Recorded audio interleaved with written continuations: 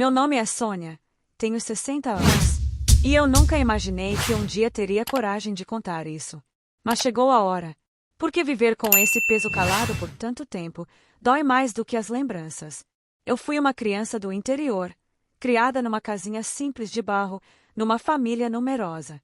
Meus pais eram lavradores, saíam cedo para a roça, voltavam quando o sol já tinha se escondido atrás do morro. E nós, os filhos, ficávamos sozinhos em casa a maior parte do tempo. Eu era a caçula, a mais quietinha, a que ninguém notava muito. Só ele, só o meu irmão mais velho me via de um jeito diferente. Eu não entendia na época, mas hoje eu sei. Ele olhava para mim com algo errado nos olhos. E foi assim que tudo começou. Eu devia ter 8 anos. Lembro até hoje do cheiro da madeira da nossa casa, do rangido da porta do quarto onde tudo aconteceu pela primeira vez. Meus pais estavam na roça, meus outros 2 irmãos tinham saído para brincar, e eu fiquei ali, com ele. Roberto, o mais velho, o preferido do meu pai. Ele mandou eu deitar e disse que ia me mostrar um jogo de segredo entre irmãos. Eu nem sabia o que era aquilo. Eu obedeci. Criança obedece. Criança confia. E ele abusou de mim. Naquele chão frio, com o som dos grilos lá fora e a minha alma congelando por dentro. Depois, ele disse que eu não podia contar. Que se eu abrisse a boca, ninguém ia acreditar. Que eu ia estragar nossa família. Eu guardei tudo. Engoli o choro. Enterrei o grito. A partir daquele dia, minha vida virou silêncio. Ele me pegava quando queria. Bastava meus pais saírem. E ele inventava desculpas para me deixar sozinha com ele. E eu só me escondia. Atrás do galinheiro. Dentro do guarda-roupa. Chorava escondido. Morria por dentro. Cada toque dele me matava mais um pouco. E eu não podia dizer nada. Eu só queria que ele sumisse. Só queria que alguém percebesse. Mas ninguém via. Ninguém via os meus olhos cheios de medo. Ninguém via minhas pernas tremendo. E eu comecei a achar que a culpa era minha. Que eu era suja. Que eu não prestava. Uma criança com nojo de si mesma. Quando ele foi embora, com 18 anos, para trabalhar fora, eu tive o primeiro suspiro de alívio da minha vida. Mas não foi paz. O estrago já estava feito. O medo ficou. A vergonha ficou. A raiva de mim mesma ficou. Eu cresci com medo de homens. Eu cresci sem conseguir olhar no espelho. Achava que ninguém podia me amar. Que se um dia alguém soubesse do que aconteceu comigo, ia me odiar. Então eu nunca contei. Nem para minha mãe. Nem para minha melhor amiga. Nem pro homem que casei. Quando tive filhos, eu vigiava tudo. Eu tinha pavor de deixá-los sozinhos com qualquer parente. Eu achava que o mal estava em todo lugar. Porque o mal que me destruiu veio de dentro da minha própria casa. Aos 34 anos, depois de uma crise nervosa, eu procurei uma psicóloga. Pela primeira vez, alguém me ouviu de verdade. Pela primeira vez, eu disse em voz alta: meu irmão me abusou. Foi como cuspir fogo. Doeu. Me fez tremer. Me fez vomitar. Mas também me libertou. Eu comecei a entender que eu não era culpada. Que eu era só uma menina. Que fui traída por quem deveria me proteger. Comecei a me reconstruir, pedaço por pedaço. Não foi fácil. Ainda tenho noites em que acordo com o cheiro daquele quarto. Ainda tenho dias em que não consigo respirar. Mas hoje eu sei que não foi culpa minha. Eu vou contar tudo. Eu vou falar o que ninguém teve coragem de ouvir. Porque meu silêncio me matou por dentro. E eu não quero morrer com essa história presa no peito. Se essa minha dor servir para salvar uma criança, para abrir os olhos de uma mãe, para encorajar outra mulher, então ela precisa ser dita. Porque minha história é só mais uma entre tantas que nunca foram contadas. Depois que meu irmão foi embora, a casa ficou mais silenciosa. Mas não era um silêncio bom. Era um silêncio estranho, pesado, que me lembrava tudo o que eu queria esquecer. Às vezes, eu me pegava andando pela casa, olhando para o quarto onde tudo acontecia, tentando entender se aquilo foi real ou se era só coisa da minha cabeça. Porque quando você cresce com uma ferida escondida, você começa a duvidar até da própria dor. E o mais cruel é que, mesmo depois de anos, mesmo depois dele sair da minha vida, eu ainda sentia como se ele estivesse por perto. Eu não era mais uma criança, mas ainda me sentia presa naquele corpo assustado de menina. Na adolescência, eu me tornei fechada. Não gostava de brincadeiras, não confiava nos meninos da escola. Meus professores diziam que eu era inteligente, mas calada demais. Ninguém imaginava o motivo. E por dentro, eu gritava. Gritava para ser vista. Gritava para que alguém perguntasse. Mas ninguém perguntava. Cresci em silêncio. E quando veio a fase de começar a pensar em namorar, eu só sentia repulsa. Toda vez que alguém tentava se aproximar, eu lembrava das mãos do meu irmão, da respiração dele, daquela sensação de impotência. Por anos, achei que eu nunca ia conseguir amar. Nunca ia conseguir me entregar. Porque meu corpo carregava uma cicatriz que ninguém via, mas que sangrava todo dia. Aos 21 anos, conheci um rapaz chamado Daniel. Ele era gentil, paciente e, pela primeira vez, eu me permiti sonhar com algo diferente. Mas como você se entrega a alguém quando tem medo do toque? Eu não contei para ele o que havia passado. Fingi ser uma mulher normal, como qualquer outra.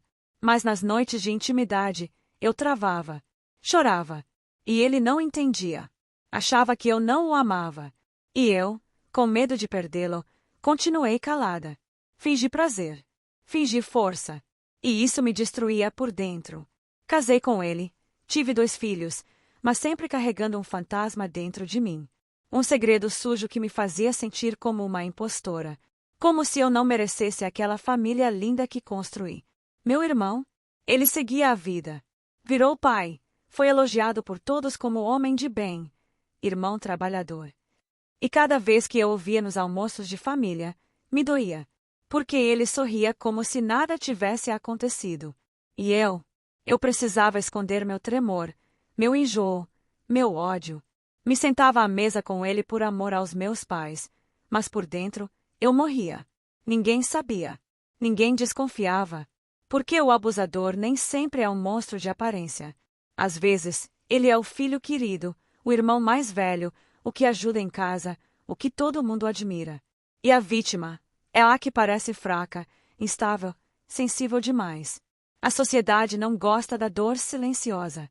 Ela só vê o que quer ver. Foi só depois do nascimento da minha filha que comecei a me revoltar de verdade. Eu olhava para aquele bebê tão inocente, tão pequeno, e tremia só de pensar que ela poderia um dia passar pelo que eu passei. E se fosse ela? E se fosse com ela? Aquilo me fez acordar. Me fez prometer que ela nunca ia passar por isso. Que eu nunca ia permitir que o silêncio reinasse na vida dela. Foi então que comecei a buscar ajuda. Entrei em grupos de apoio. Comecei a ler sobre abuso infantil. Me vi nas histórias de outras mulheres. E entendi. Eu não era a única. Eu não era louca. Eu não era culpada.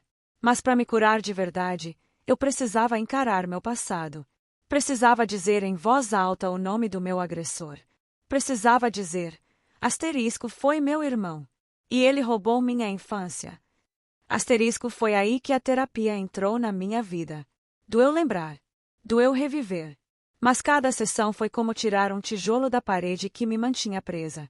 E pela primeira vez, comecei a respirar diferente. Comecei a me ver como sobrevivente, não como vítima. Eu tinha resistido. Eu tinha criado uma família. Eu estava viva. E mais forte do que nunca. Chegou um momento em que eu olhei no espelho e não reconheci mais a mulher que me encarava. Não era mais a menina assustada, nem a jovem cheia de segredos. Era uma senhora de 60 anos, marcada pela vida, mas de pé. Firme. E foi nesse dia que eu entendi que não podia mais deixar aquele capítulo maldito ser o dono da minha história. Eu decidi, com o coração acelerado e as mãos trêmulas, que estava na hora de falar. Mas não era só falar na terapia. Eu queria que ele soubesse. Queria que minha família soubesse. Queria, pela primeira vez, gritar o que ficou engasgado por mais de 50 anos. Não por vingança, mas por justiça interna. Por libertação. Comecei escrevendo uma carta. Uma longa carta. Escrevi tudo o que ele me fez. Cada detalhe. Cada dor. Cada consequência. No final da carta, coloquei uma frase que me queimava por dentro desde os 7 anos de idade, Você matou minha infância. Mas não matou quem eu sou. Guardei a carta por dias, sem coragem de entregar. Até que em um domingo, durante um almoço de família, todos estavam sentados, rindo, conversando como se fôssemos uma família perfeita. E ele lá, comendo, sorrindo, como se fosse o homem mais respeitável do mundo. E aquilo me deu ânsia. Me levantei, tirei a carta da bolsa e coloquei na frente dele, dizendo apenas: lê. Agora. O silêncio que se formou naquele momento foi o mais doloroso da minha vida. Todos pararam. Meus filhos me olharam confusos. Meus pais, velhinhos, pareciam petrificados. E ele empalideceu. Pegou a carta com as mãos tremendo. E quando terminou de ler, não teve coragem de levantar os olhos. Não disse uma palavra. Só ficou ali, mudo. E por incrível que pareça, eu não chorei. Eu não tremi. Eu só respirei fundo, como se tivesse tirado uma pedra de cima do meu peito. Me virei para a família e falei: durante toda a minha infância, esse homem abusou de mim. E eu me calei, porque tinha medo de destruir essa família. Mas hoje, eu entendi que quem destruiu tudo foi ele. As reações foram diversas. Meus pais entraram em choque, negaram, choraram, imploraram para eu não expor a família. Meus filhos me abraçaram. Me disseram que tinham orgulho de mim. E aquilo foi tudo. Tudo o que eu precisava. Porque eu não estava mais sozinha. E mais importante, eu não era mais refém daquele segredo. Meu irmão saiu sem dizer nada. Nunca mais voltou. E eu continuei firme. Senti dor, claro. Senti medo do julgamento. Mas cada vez que alguém me dizia que eu era corajosa, eu sentia um pedacinho da minha alma se curar. Porque expor o agressor não me fez fraca. Me fez livre. Hoje, eu ando de cabeça erguida. Conto minha história em rodas de conversa, em projetos sociais, ajudo outras mulheres que ainda vivem escondidas atrás da dor. E digo com todas as letras: não importa quantos anos passaram. Você ainda pode se libertar. Você ainda pode se curar. Porque o silêncio protege o agressor, mas a verdade salva a vítima. E eu me recusei a morrer com esse veneno dentro de mim. Transformei minha dor em voz. E minha voz, em força. Porque a menina que foi silenciada aos 7 anos, hoje é uma senhora de 60 que grita por todas que ainda estão caladas.